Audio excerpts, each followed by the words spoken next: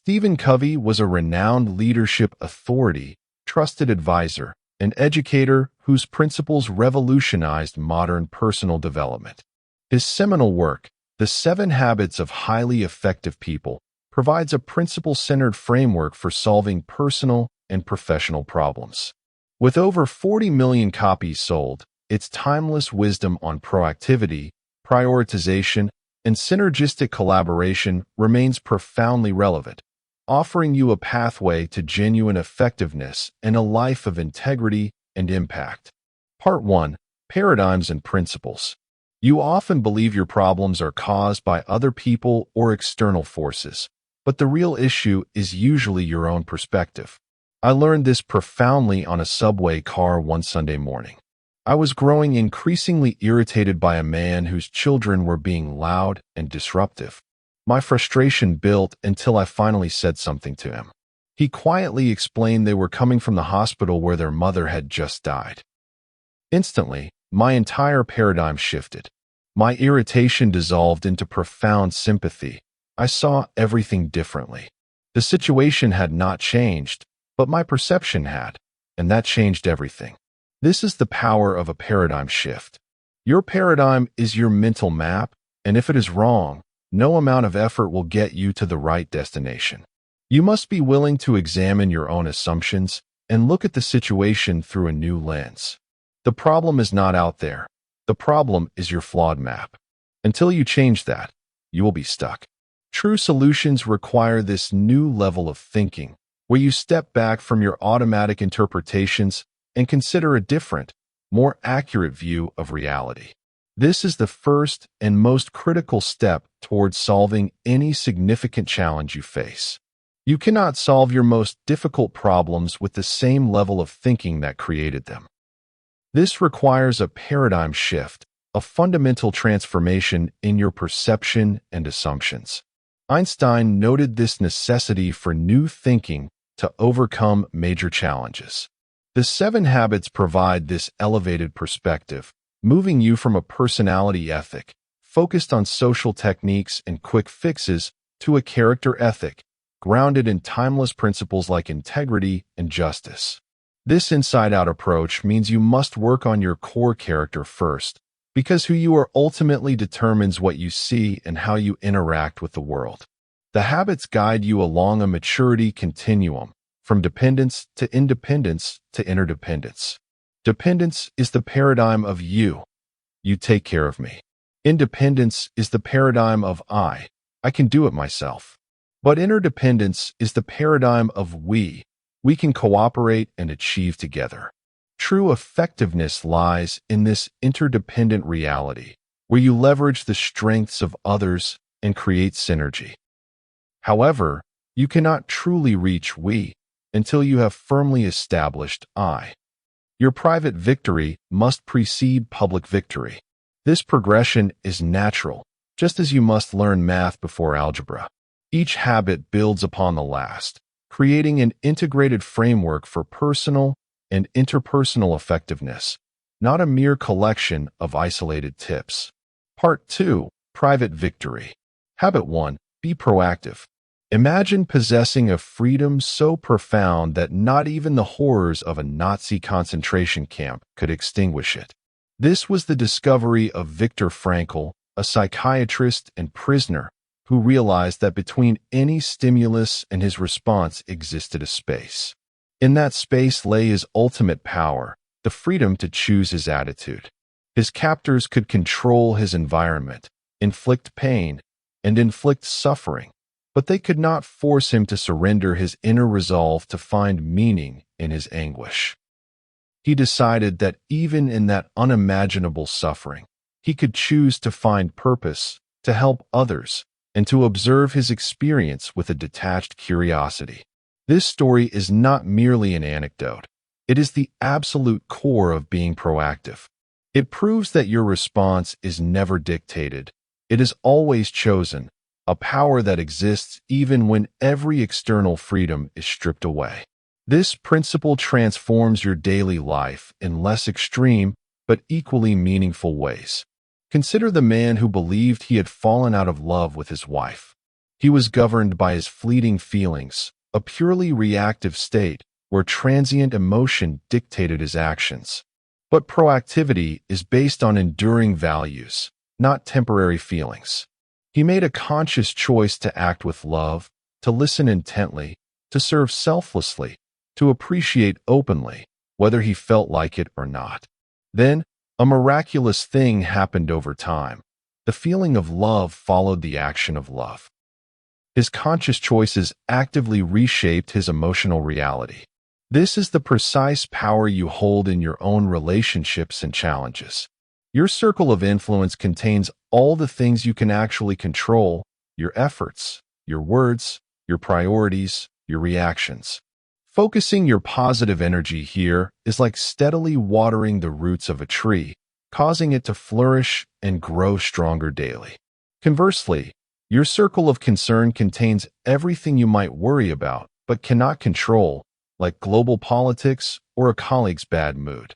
Obsessing over this vast external circle is like yelling at the storm clouds. It drains your vital energy and changes absolutely nothing, leaving you feeling powerless and bitter.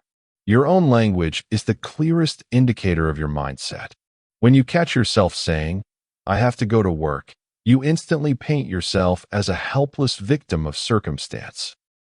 When you consciously reframe it to, "I choose to go to work because I value providing for my family and contributing my skills," you instantly reclaim your personal agency and power.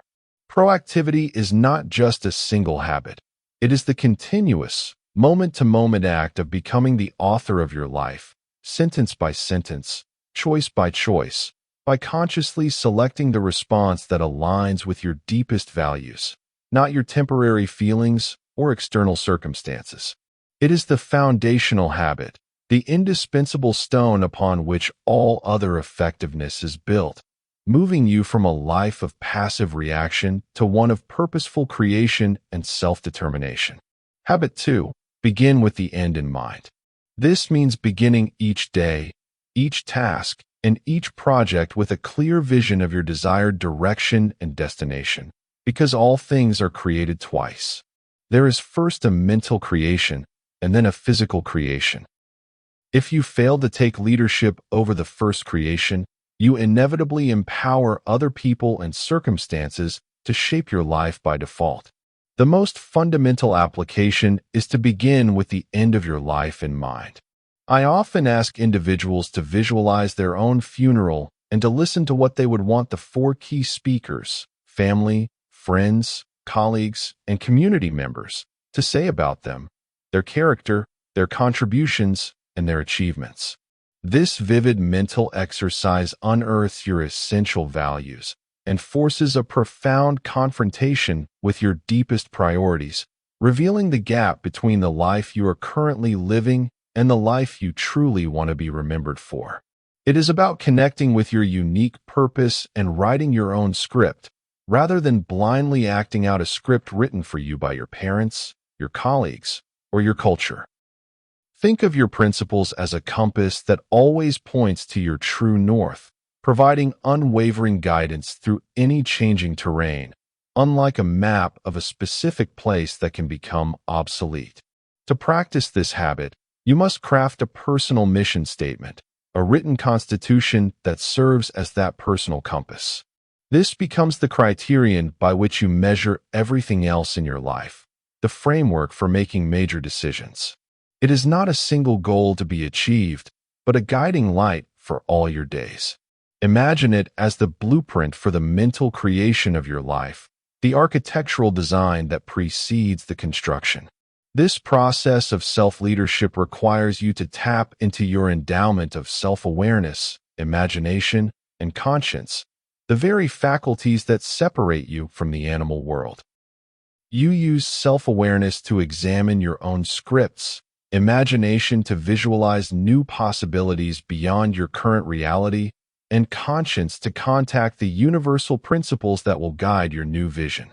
Without this habit, you might efficiently climb the ladder of success only to find, upon reaching the top, that it was leaning against the wrong wall the entire time. Beginning with the end in mind ensures that your ladder is leaning against the right wall before you take your first step upward.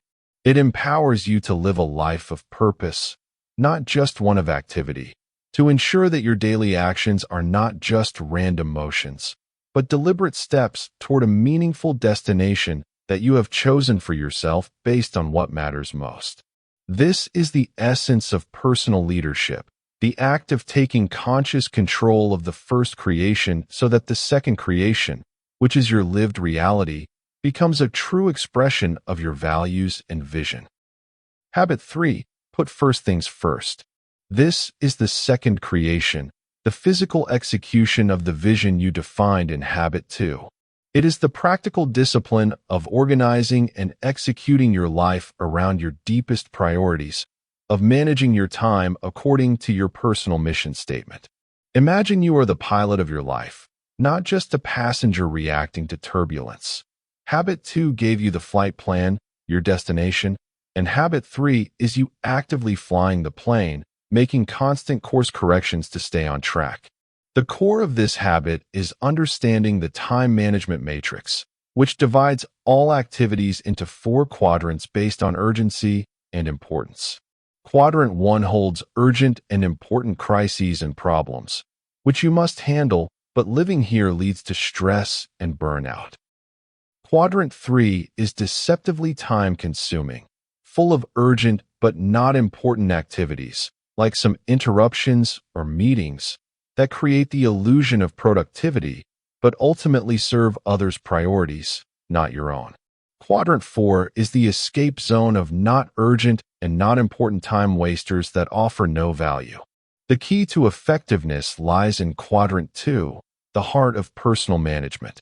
This is the domain of important but not urgent activities, like building relationships, long-term planning, preparation, prevention, and personal renewal. Investing here shrinks Quadrant 1 problems because you prevent crises before they happen. It means having the courage to say no to Quadrant 3 and 4 activities, not because they are bad, but because your yes to more important Quadrant 2 activities is more meaningful. This requires integrity to your own priorities and the wisdom to discern the difference between what is truly important and what merely appears to be pressing. Think of it as the difference between leadership and management. Leadership decides what the first things are, and management is the discipline of putting them first each day. True management is the discipline carried out moment by moment, the daily choices to act based on your values rather than your desires or the pressures around you. It is living your life by design, not by default, ensuring your actions are aligned with your mission. Think of your most important priorities, the ones that align with your deepest values and long-term vision, as large rocks. These are your Quadrant 2 activities, like strategic planning, deepening key relationships, personal health, and learning. Then, picture the countless minor tasks, interruptions, and trivial distractions that fill a typical day as sand and gravel. If you first pour sand into the container of your day, representing reactive urgency, there will be no room left for the large rocks. Your important priorities will be crowded out by the merely urgent. However, if you deliberately place your large rocks in the container first, carefully scheduling time for them and protecting that time, a remarkable thing happens. The sand and gravel of lesser tasks will still find their way into the spaces between the rocks, filling the gaps, but never displacing what truly matters. This means you consciously decide that time for health, family, and key projects is non-negotiable. It is a rock you place first. Then, you manage the remaining time to accommodate the gravel and sand. This simple yet profound visual shifts your entire approach from being a victim of an overflowing to-do list to being the architect of a meaningful day, ensuring your actions consistently build the life you have envisioned, rather than one shaped by external demands. Part 3. Public victory. Before you can build rich, lasting relationships with others, you must first achieve victory within yourself.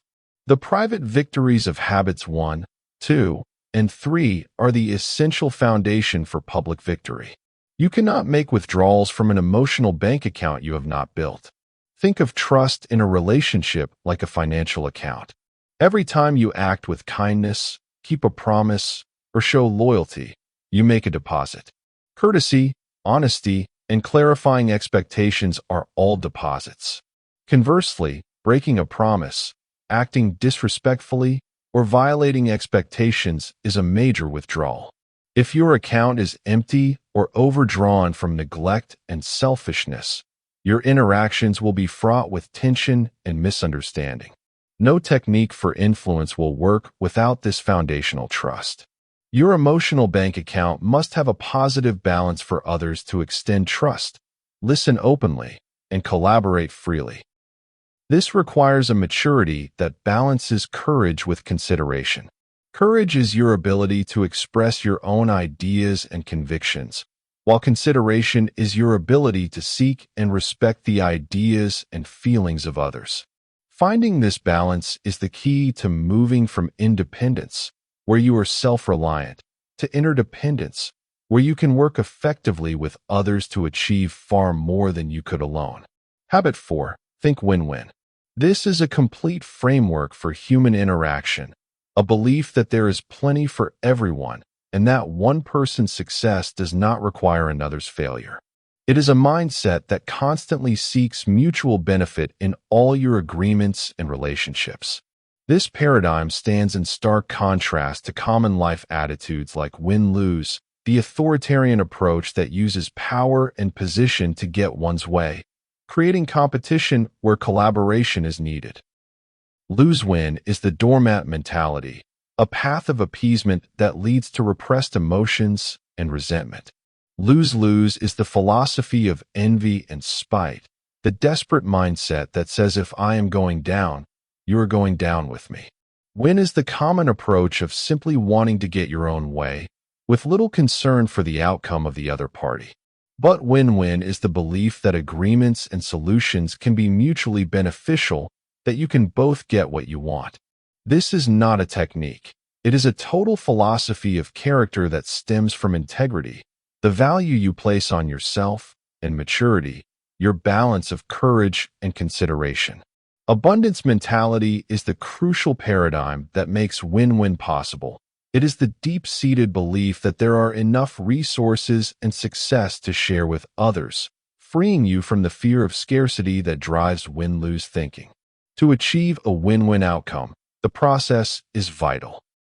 First, you must see the problem from the other perspective, truly understanding their concerns and needs. Next, you identify the key issues and what outcomes would constitute a win for both sides. Then, you explore new options and possibilities that could lead to a mutually agreeable solution, often requiring creativity to move beyond initial positions.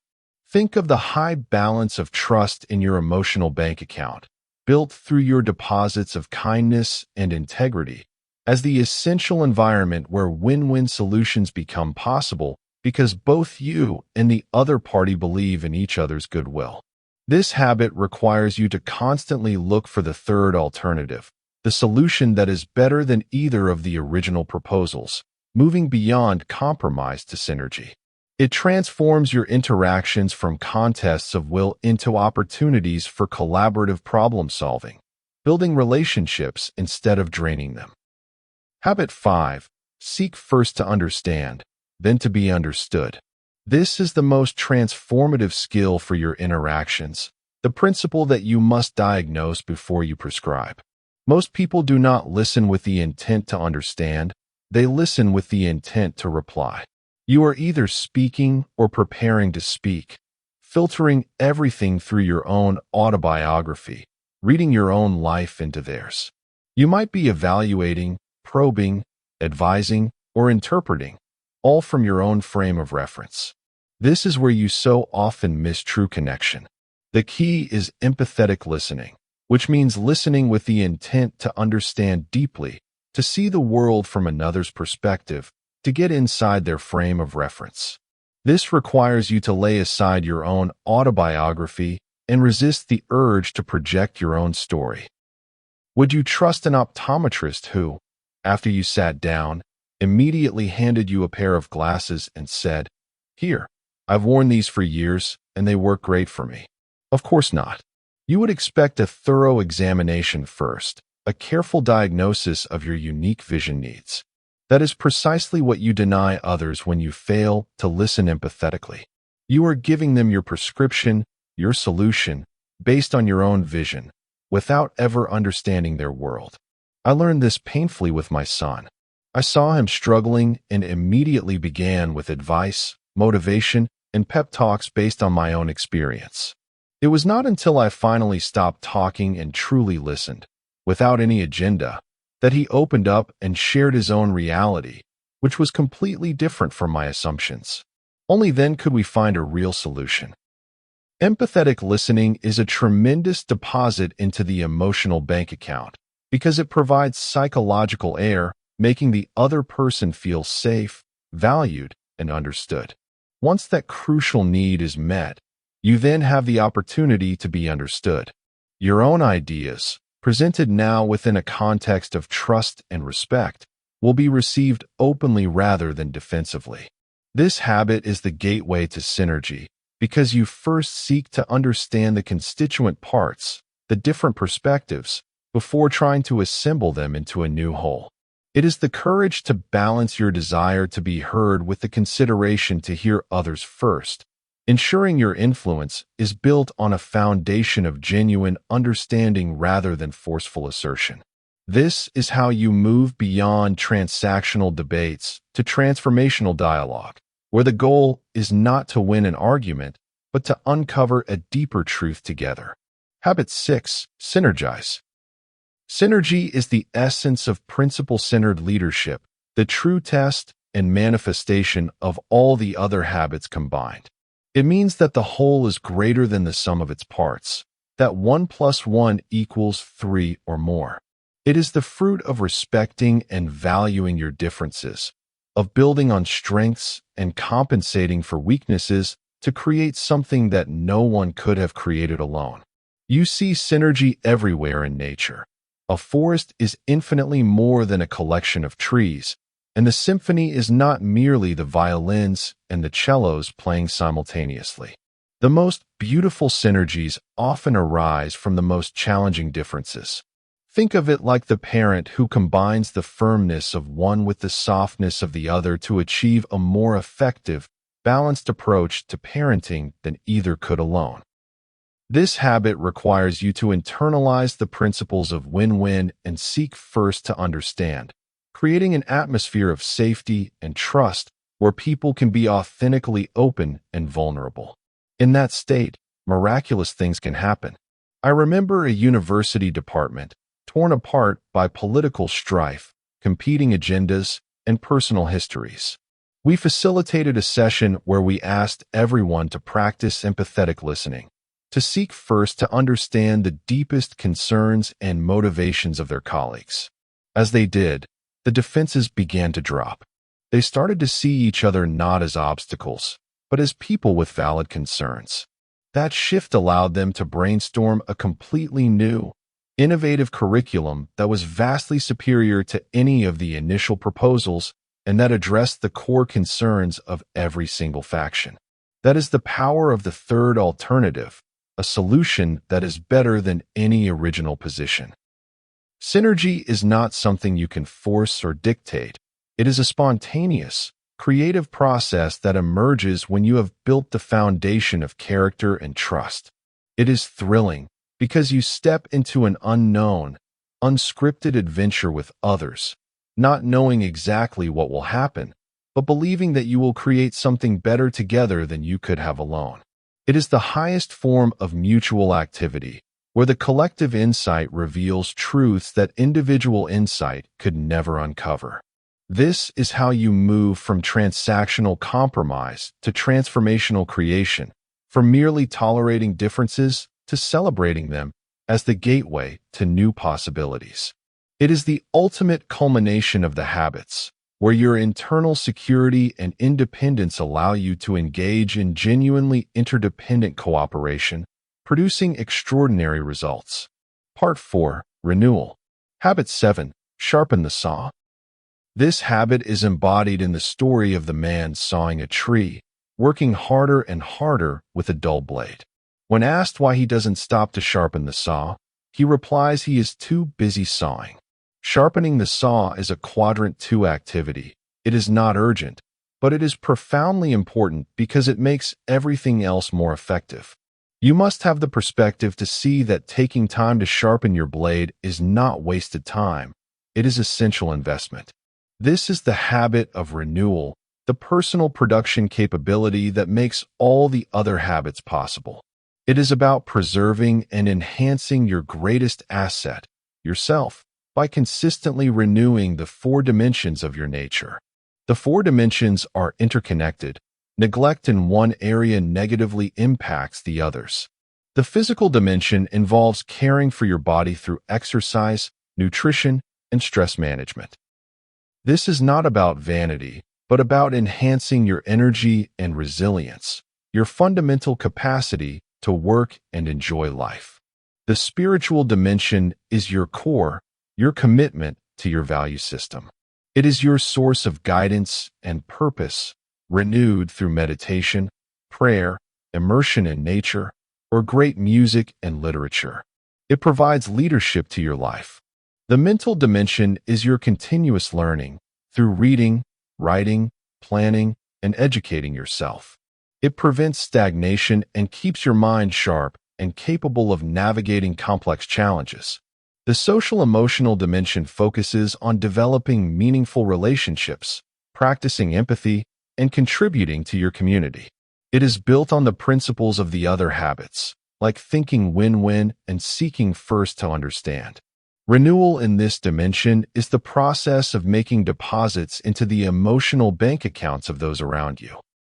This habit is not a single event, but a continuous, balanced process of self-renewal.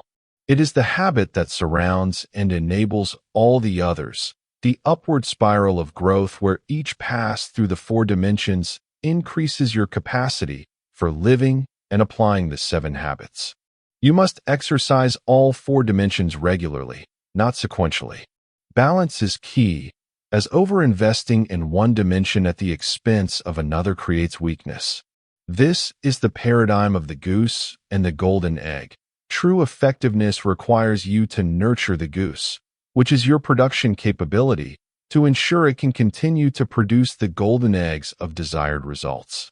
Sharpening the saw is the ultimate act of personal leadership, ensuring you remain a vibrant, capable, and effective instrument for your own life's work. Inside Out Again. The 7 habits are a holistic framework for personal and interpersonal effectiveness, an inside-out approach where true change always begins with yourself. You cannot have a public victory without first achieving a private victory. You cannot consistently practice empathy or synergy without the inner security built by proactivity, purpose, and integrity. This journey is an upward spiral of growth, where as you work on each habit, you develop greater self-awareness and capability to practice the others more deeply.